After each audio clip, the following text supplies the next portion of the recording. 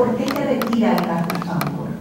Por el Sancor retira, o sea, ahí está el quid de la cuestión, porque si estamos hablando de lo mismo, estamos hablando de que se retira por presión. A ver, si yo supiera por qué retiró el caso Sancor, que el TPR pronuncie su opinión consultiva, quizás estaría tomando sol, no trabajaría más, o sea, ya hubiera hecho el dinero necesario como para no trabajar más, cosa que no ha sucedido. No sé por qué, sí puedo pensar seguramente que puede haber dos motivos. Un motivo, como vos decís, puede ser que haya habido algún tipo de presión para que eso sucediera. Lo desconozco por completo. También puede ser que es algo que lo hablamos en el seminario anterior acá mismo, que es mi humilde crítica de siempre, que al ser que las opiniones consultivas no son obligatorias, no son vinculantes, también de alguna manera se pueda perder esa fortaleza y esa resolución en cuanto a la implicancia que tiene con el caso. Y consta que cuando uno se pone a leer o a ver a determinados casos que buscan otros foros de resolución de conflictos, porque como no son obligatorias, nadie asegura el éxito, nadie asegura que el juez lo vaya a aplicar lo que usted dice, con lo cual el futuro no es muy claro, digamos. Me parece que esas pueden ser las dos opciones por las cuales se ha retirado el caso Sancor. La verdad es que yo desconozco cuál fue, pero me parece que pueden ser las dos únicas alternativas que ha tenido.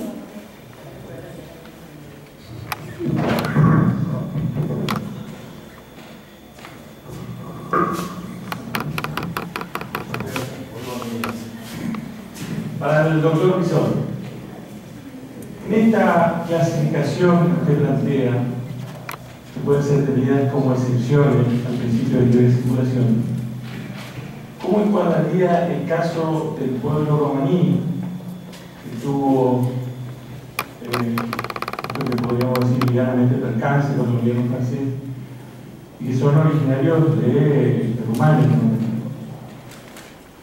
Sí, muy interesante tu pregunta. La libre circulación de personas y la libre residencia de la Unión Europea tuvo recientemente por lo menos dos hechos que la han puesto a prueba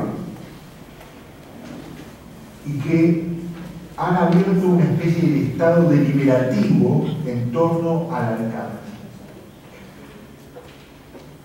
Un hecho fue la oleada de inmigración proveniente de Túnez y Libia a raíz del proceso denominado Primavera Árabe y que involucró directamente a Italia. Italia se encontró sobrepasada, especialmente una isla muy cerca de Túnez, la isla de Lampedusa. Los centros de acogida explotaron, se generaron un montón de protestas y Italia, inclusive Francia, cerró la frontera porque iban en tránsito a Francia. Ustedes saben que hay una vía cultural entre Túnez, particularmente, y Francia, empezando porque comparten la lengua, ¿no? Históricamente. Una es colonia francesa. Y Francia inclusive cerró la frontera de Ventimiglia, ¿no? Ahí en la costa sur. Italia no contribuyó mucho, digamos, porque le dio un permiso provisorio de residencia, con lo cual podían circular libremente. Entonces se armó todo un cerco porque Alemania también empezó a hacer controles que están prohibidos por el paso. Bueno, esto llevó a una enérgica protesta del entonces presidente Sarkozy para que se redefina Schengen y la libre circulación de personas, y hay un estado legislativo, como decía, y una comisión trabajando, y me temo que va a haber restricciones más que apertura. Este fue un hecho. Y el otro es el que decís vos. hecho repudiable, que llevó inclusive, bajo también la presidencia de Sarkozy, a la expulsión de más de 1000 integrantes de la etnia romaní, ciudadanos humanos, ciudadanos europeos. Esto le valió un expediente a Francia por parte de la Comisión y un repudio generalizado. Pero sin duda se hacía una discriminación en razón de la nacionalidad prohibida por lo que son las normas constitucionales de la Unión Europea, ¿no? Y Italia también, pero es cierto que todo esto está acompañado por una especie de campaña de criminalización de la etnia, lo cual ya nos pasamos el capítulo de la xenofobia y entramos abiertamente en una humillación en razón del origen étnico nacional.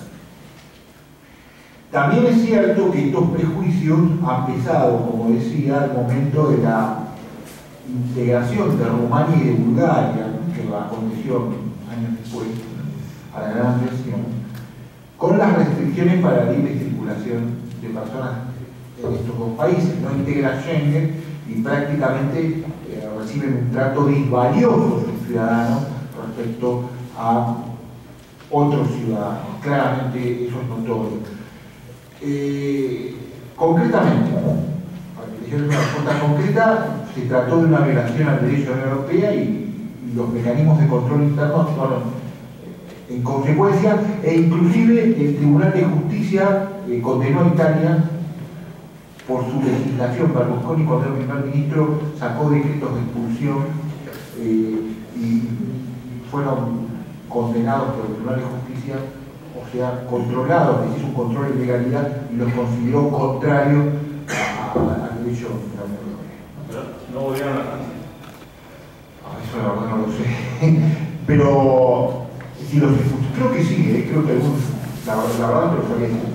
Pero sí te digo con certeza que de alguna experiencia francesa, porque claramente es violatorio. Y se enojó, ¿no? Sí.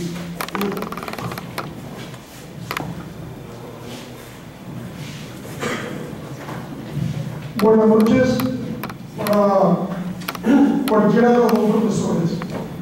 Para lograr en el Mercosur una verdadera libertad de circulación, me refiero a una libertad de circulación de personas, ¿se necesitaría algún tipo de tratado Schengen para el Mercosur o con la aplicación del tratado de Asunción bastaría? ¿Por dónde estaría el camino para lograr esa libertad?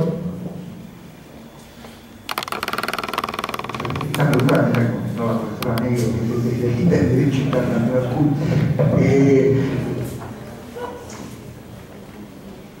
Yo creo que habría que armar un protocolo.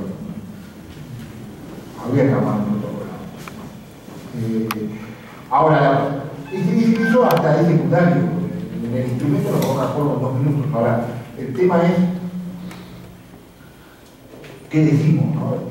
El modelo Schengen, ¿hay que copiarlo en el Mercosur? Yo propongo esta pregunta. ¿Hay que copiar el modelo Schengen en el Mercosur? ¿Hay que crear un modelo propio? Yo hace un par de años participé en un grupo de trabajo en la comunidad andina sobre la libre circulación de personas, ¿no? Muy activa la comunidad en este punto. Y los supuestos fácticos, en lo teórico sí, son parecidos, pero, insisto, los supuestos fácticos son distintos, ¿no? De todas maneras, a mí me parece que el principio tiene que ser la libre circulación, pero hay que prestar atención sobre todo a la transnacionalización del delito que significa la libre circulación de personas. Hay que estar muy atentos, ¿no? Nosotros tenemos fronteras calientes, ¿no? Y la Unión Europea también las tiene, ¿sí? Entonces, en esto hay que, una humilde opinión mía, hay que apostar a la libre circulación, pero en el contexto geográfico, político, social y económico de nuestra realidad. No hay que copiar. No. La comunidad andina copió y no le fue muy bien lo que es el régimen institucional. Hay que tratar de adaptarlo a nuestra práctica cultural, política, social y económica. Sí, a ver, se han dado pasos. Si vos te pones a ver, en la libre circulación de personas se han ido dictando diferentes normativas para tender a que sea una libre circulación. A ver, lo que yo veo es que no se cumplen. O sea, hay una que es clarita, que es la que te dice que en los aeropuertos, que en cualquier paso no puede haber dos controles. Tiene que haber un control y que tiene que ser para todos los ciudadanos del Mercosur igual. Eso no existe en ningún aeropuerto y eso no existe tampoco en las fronteras. Vos tenés el trámite de un lado y el trámite del otro lado, o sea, no tenés esa simplificación que se supone que nos iba a llevar a hacer un trámite, pero más simple, más ágil, como se planteó en los instrumentos que se suponía que eran los que iban a ir llevando a una libre circulación. Eso, yo cada vez veo más controles en lugar de ver cada vez menos controles en los aeropuertos o más diferenciaciones, si se quiere, en lugar de ver más uniformidad en cuanto al tema del tratamiento que se le da a las personas. Uno con ir lo digo en lo de los aeropuertos porque es más visible por los carteles que ponen. En cualquiera pasa lo mismo. ¿Más preguntas?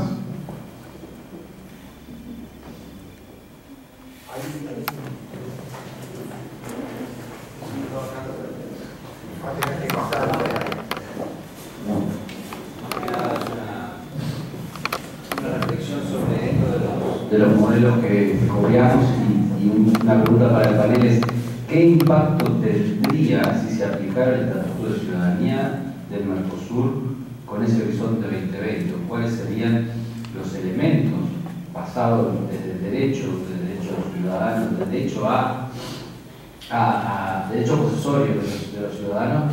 Y eso, si se plantea como algo utópico, que al menos el Mercosur se plantea grandes desafíos, o en este regionalismo comparado que se plantea, aprendemos una cantidad de cosas que hizo bien la Unión Europea, un poco la reflexión sobre eso, el Estatuto de Ciudadanía, concretamente, qué ejes, qué desafíos plantea, tanto en la implementación como en adaptar desde la visión del derecho de los ciudadanos de una región.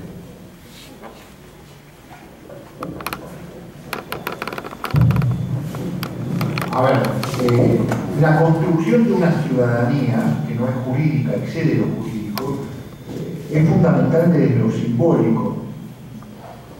No existe una estructura supranacional sin una ciudadanía que la contenga.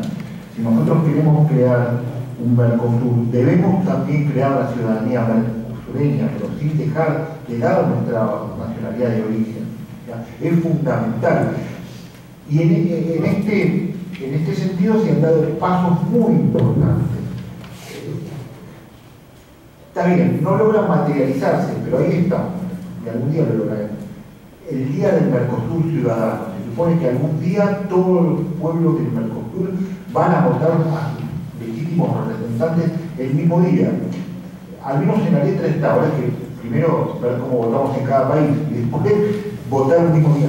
Y esto es fundamental. Y en Europa no pasa. Usted agarra el calendario de elecciones y parece un calendario lleno de obstáculos, ¿no? Porque responde más a la realidad nacional. Entonces, uno cuando vota a parlamentarios europeos está, generalmente son sistemas parlamentarios, está dando su apoyo o censurando al gobierno. Lo más común es que si pierde la elección, caiga el gobierno, ¿no? No es porque el Estado cae porque no tiene confianza. Sistema parlamentario. Entonces, hay que evitar que se nacionalice algo que es regional. Esa es una medida concreta. Y después tenemos que acercar el Mercosur a la ciudadanía. Hay que finalmente votar, como digo, directamente a los parlamentarios y hay que finalmente generar instrumentos de pertenencia e instrumentos de integración social para generar esta ciudadanía. Ahora, respecto al aspecto jurídico, sin duda, el Estatuto de Ciudadanía en el Mercosur generaría una serie de derechos. No nos olvidemos de la protección diplomática común, por ejemplo, lo cual es muy práctico, o los derechos políticos, esto de votar en las elecciones locales, de ser elegible, y ser nacional del Estado. Esto fue muy discutido en Europa, inclusive llevó a cambiar varias constituciones como la de Francia y la de España. No es solo la libre circulación, pero me parece que, sin duda, en lo que hace a reforzar la ciudadanía mercosureña, la vigencia de estos derechos son fundamentales. Y en cuanto concretamente a la libre circulación de personas, ya les digo, adaptándola a las realidades y estructuras del Mercosur.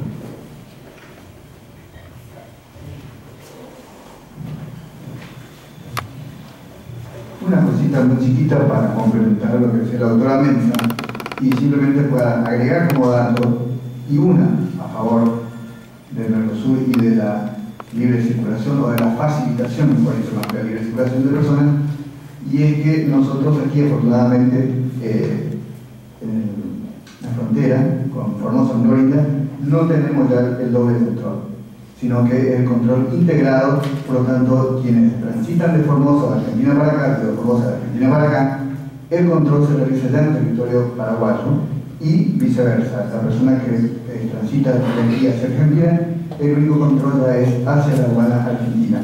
Lo que sí todavía tenemos que seguir haciendo como una crítica es el excesivo, a veces, rigorismo y la lentitud en cuanto a los trámites aduaneros, que todavía eso sí que todavía es para criticar, pero un a favor, digamos, ya no tenemos ese doble control. A partir del control integrado, ya los controles se hacen en las aduanas al territorio que se ingresa. Nada más, un dato para aportar.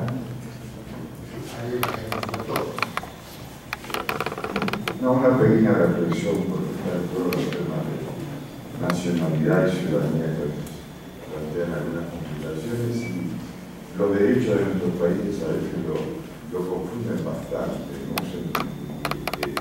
Definiciones inapropiadas, incluso a nivel constitucional. A nivel de los estados, la nacionalidad, que puede ser lo habitual por nacimiento, puede ser también por filiación, o la legalización, que es por naturalización, que es por voluntad de la persona, supone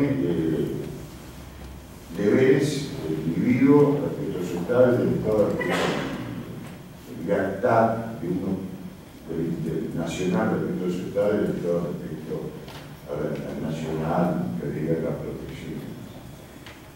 De la nacionalidad deriva la ciudadanía, que es derecho a elegir y a ser electo.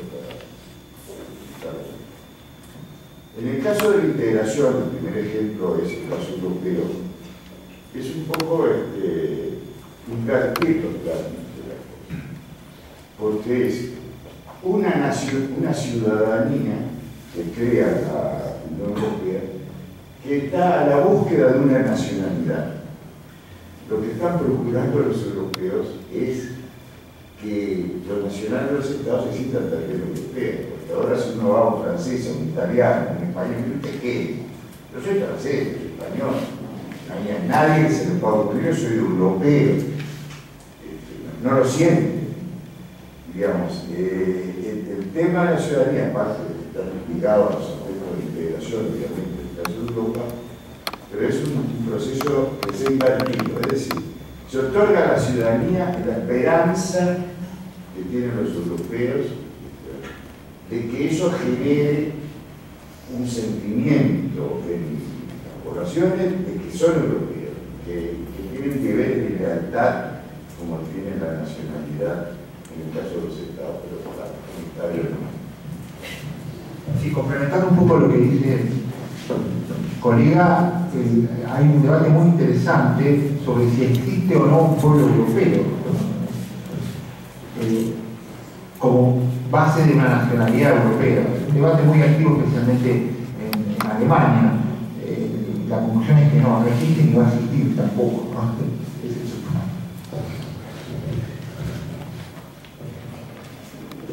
Bueno, con esto cerramos, agradeciendo una vez más a los expositores. Muchas gracias.